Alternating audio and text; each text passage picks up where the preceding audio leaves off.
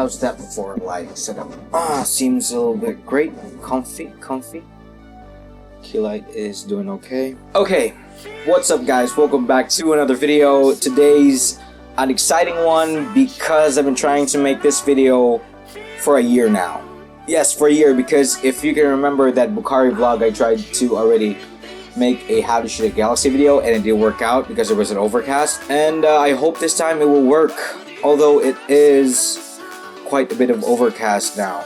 Today we're going to learn how to photograph the stars. The reason why I want to make this video now is recently I made a collaboration with Dulungan youth over at Kulasi Antique, and where I was able to exhibit my photos in wildlife photography and was also able to make a talk about it. And during that event, I was able to learn that March 28th, tomorrow, is Earth Hour. In the evening is Earth Hour. So I realized that that's the best time to photograph the stars because there's no light pollution. Well, if everyone participates. That's why I also want to invite you guys to join Earth Hour tomorrow. I think, if I'm not wrong, you can start doing Earth Hour around 7 p.m. all the way to 10 p.m. So just take 1 hour to turn all of your lights, and if this video is effective, then I probably have enough people to invite and join on the Earth Hour. Now, I really want you guys to participate on Earth Hour because of everything that's been happening to Mother Earth right now. She really deserves this. So let's start the tutorial. Tip number 1, when it comes to taking photos of stars, it's actually not related to the camera, and that is to check the weather, or to check your weather app. Now, so far tomorrow there is slight chance of cloudy on the evening, but that happened yesterday as well. But around 9 p.m. the sky cleared up and there was a lot of stars, so I think tomorrow is going to be a great time. I hope it doesn't rain. If it does, then this video is rendered useless.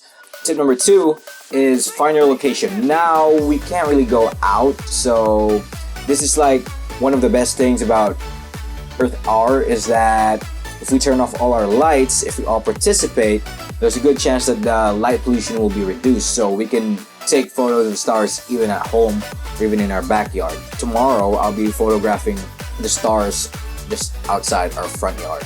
So I'm going to set up over there. Yeah.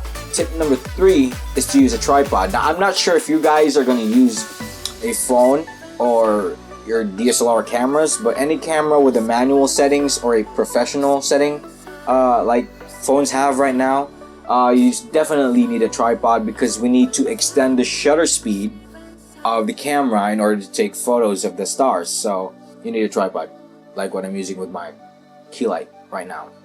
Is it too bright? No, it's not too bright. Tip number 4. Tip number 4. I keep losing count on what tip I am already. Alright, tip number 4 is going to be your camera settings. Now, I'm going to be using my 90D. It has 32.5 megapixels, and I'm going to be using the 17 to 50 2.8 by Tamron. Now, there's this rule. It's not basically a rule, it's a guide, but it's really easy. This only works for DSLR cameras. If you're having a phone, you can skip to this time so you guys can skip this tutorial. But if you have a DSLR, then listen very well. So the guide or the rule in this video is that you must divide 500 to the focal length of your lens. So that also that needs to be in 35mm equivalent. So if you don't understand that, go find a video about crop sensors and full frame cameras. Now, for example, my camera is the 90D. It's a cropped sensor camera. It has a 1.6 crop. So that means in order for it to be a 35mm equivalent, I have to multiply 17, which is the focal length of my lens. 17 multiplied by 1.6 is around 27 point something. 28. That's rounded off to 28. So the focal length of my lens is acting like 28mm because it's a crop sensor. I know some of you might not understand this, but like I said, pause this video, go find a tutorial about crop sensors and full frame sensors. If you guys understand me, then we're on the right track now. Okay, so now I'm at 28mm. We basically have 3 numbers left to divide that number with, which is 500, if you have a full frame, 400 if you have a crop sensor but low megapixel sensor, and then 300 if you have a crop sensor but a higher megapixel camera. So for example, I can use 400 for my 90D, but I think it would be better if I use the 300 because the 90D has 32.5 megapixels, and if your camera has a higher megapixel sensor, that makes it more sensitive to movements. So that's why I have to divide it by 300. So if I divide 300 by 28, that's around 10, and that's going to be my shutter speed. Wow, surprise, surprise. So my shutter speed on the camera is around 10 seconds, and then I'm going to open my aperture as wide as possible so I can let a lot of light in. So if you guys, whatever lens you have, if it's a kit lens or a prime lens, use the same method. My shutter speed is 10 seconds now, and then my aperture is 2.8 because that's the widest aperture that my lens can go. And then with the ISO, I want you guys to go around 1600 all the way to 6400. Maximum 6400 or 32 works also, because when I'm photographing stars, I want to make sure the photo is quite a bit, almost, if you see that histogram, it's almost overexposed, but it's not. It's almost, but it's not. So like trying to find that sweet spot between 1600 all the way to 6400, find a sweet spot that's almost overexposed. Not overexposed, but almost. Because why? I want the sensor of the camera to let a lot of more information in, and then at post, I will just bring that back down so I have a lot of details and less noise. Because if you photograph the stars at a low or a medium exposure, and if you try to bring that up, the noise is going to be a lot. So yeah. Okay guys, now we are out in the front yard, and as you can see, I have the camera strapped to a tripod, and it's facing up there over the stars. And like I told you in the video, here is my settings. Have 10 seconds for the shutter speed, and I have the aperture into its widest, which is 2.8, and then my ISO is at 3200 with the timer, which is this one, on 2 seconds. I'm using manual mode. If you want to use bulb mode, that's fine with me, but manual is enough because I'm only going with 10 seconds of a shutter. And I'm also forgot to tell you, if your lens has an image stabilization, turn that off, and then I have my lens on manual focus, which is right there with an M, and then it's on 17, and I focused it on the stars, which is, I just zoomed in. Let me show you guys. Zooming in to this star right here, and then I just adjust it to where it's the sharpest, and I think it's this one right here. So yeah, if you're asking me why I'm using a lens hood, I want to block as much light as possible. So yeah, and like I said, Earth R, as much as possible we need to reduce the light pollution. So I'm gonna go back over there and turn off the light in the backyard, also inside the house, but I can't turn off the lights on the street, so lights are off back there, and lights are off inside the house. I'm gonna turn off my headlamp, and let's take a test shot.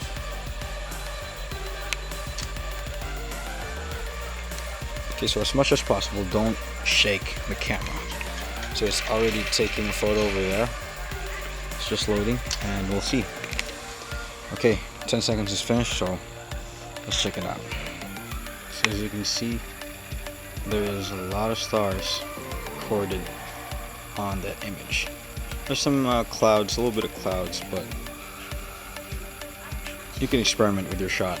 You can test different ISOs, and yeah, just edit it afterwards. I don't know if that's tip number 4 or tip number 5. Anyways, I'm just gonna start counting now. The next tip is for the phone. The thing you have to do with your phone is go to manual or professional mode. If your phone has a manual settings for his shutter, ISO, then or maybe aperture at the same time, then you can photograph the stars. So you need a tripod to hold your phone, or if you don't have a tripod, just find anything where you can sit your phone well and tidy and not make it move. So you also have to then you have to set your shutter speed all the way to 30 seconds. For phones, usually that works. For me, you just have to experiment all the way. So the shutter speed is going to be 30 for the phone, and then your aperture, if it has the settings for the aperture, open it as wide as possible, and then your ISO, go around 1600 or lower. Depends. Just experiment with your phone. You can take multiple shots and test what it is that's better for you. And then next tip is going to be use a timer. Why? Because our hands are going to shake. Now, the reason why we need a tripod is because we need to stabilize the camera while it's recording the light from the stars. Now, if you don't use a timer, sometimes when you press that shutter button, or if you press that phone, it's going to shake a bit. So the moment you watch that photo, it's going to be a little bit blurry. So we don't want that. We're going to use the timers. For my 980, I'm going to be using a 2-second timer. And then on your phone, you can use like 3 seconds or 5 seconds timer if it's available on your phone. Then you can do that. Okay, so this is the professional mode on the phone. As you can see, this is able to open up the ISO and the shutter speed, but no aperture. That's okay. I'm going to shut the shutter all the way to 30 seconds, which is probably the lowest part. Okay, so the lowest shutter is 16. That's okay. And we're gonna set the ISO all the way to, say, 1600. And then let's take a test shot.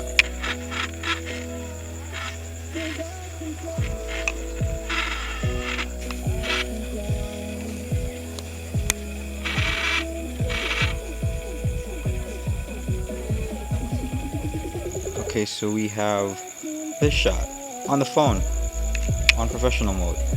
So like I said, it's possible, you guys. Just make do with what you have. Last tip, don't overdo the post-processing. Galaxy photos can be sensitive if you're a beginner at it. So if you adjust too much, it might look not so natural. So just add light touches to it. Yeah, that's it.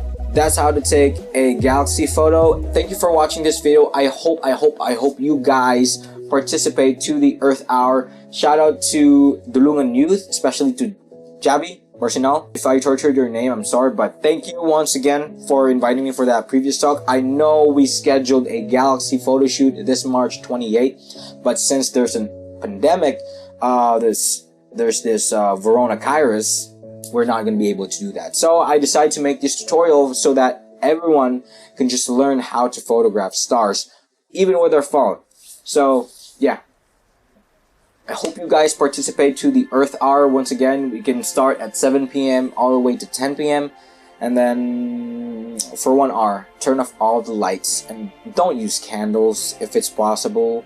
The purpose of this Earth Hour is to preserve energy, and if you're using candles, then you're just producing pollution and stuff like that. So don't use candles. Use battery charged LEDs. That would work. But yeah, Earth Hour, turn off the lights if possible, and you're probably gonna thank me because your electric bill is gonna go down. Thank you for watching. If you like this video, like it down below, share it with your friends, subscribe if you want to, and also if you want to photograph the galaxy, the Milky Way, we're gonna do that on a different video. But for now, I'll see you next time. Let's go. Turn off your lights.